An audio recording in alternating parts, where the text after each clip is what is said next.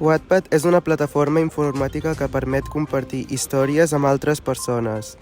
Pot ser usat pel seu lloc web, amb o des de l'aplicació, mitjançant un ordinador o amb un dispositiu mòbil.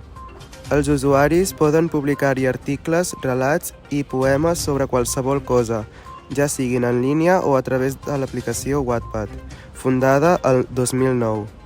El contingut inclou obres tant d'autors desconeguts com coneguts i pot ser utilitzada tant per escriure com per llegir. Libros com ara After, Dana Tot, Antes de Diciembre, de Joana Marcús, A través de mi ventana i Haze, d'Ariadna Godoy, o Culpa mía, de Mercedes Ron, que ara són bestsellers, van sortir de Wattpad. Més endavant s'han publicat amb diferents editorials, donant a conèixer les autores, i molts d'ells ja tenen la versió en pel·lícula, com ara Culpa mía, que va sortir la pel·lícula el 8 de juny a la plataforma d'Amazon Prime.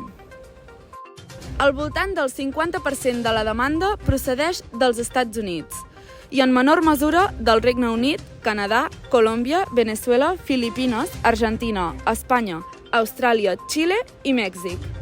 Al nostre institut hi ha unes quantes persones que s'han unit al fenomen i els hem preguntat com viuen l'experiència. Com vas descobrir Wattpad?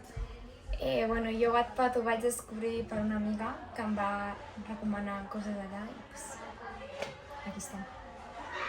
Pues lo descubrí hace un par de años. Navegando por internet me lo encontré por casualidad y empecé a leer ahí. Recomanes llegir a l'aplicació? Sí, perquè és més recomanable que comprar llibres que jo. No sé, crec que és més barat. Sí, pero no a muy temprana edad porque hay contenido explícito y recomendaría a partir de los 12 años más o menos. Vale, què prefereixes? Llibres a paper o llibres a l'aplicació? Pienso que tener el libro en físico es bonito, pero es casi igual. A l'aplicació, encara que l'aplicació has de pagar perquè no te sortin anuncis, però està bé. I quin llibre recomanaries de Wattpad? N'hi ha molts, però crec que Boulevard seria la millor opció per començar.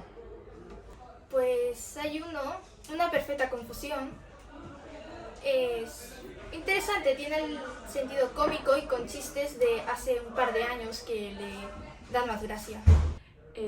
Para empezar con algo más tranquilo, a leer serían los libros de Joana Marcus, que son unos libros de romance, son muy lindos.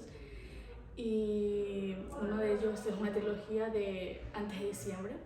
Y después, si es algo más fuerte, por así decir, de sangre o matanzas, pues sería de Alex Meres, una autora también.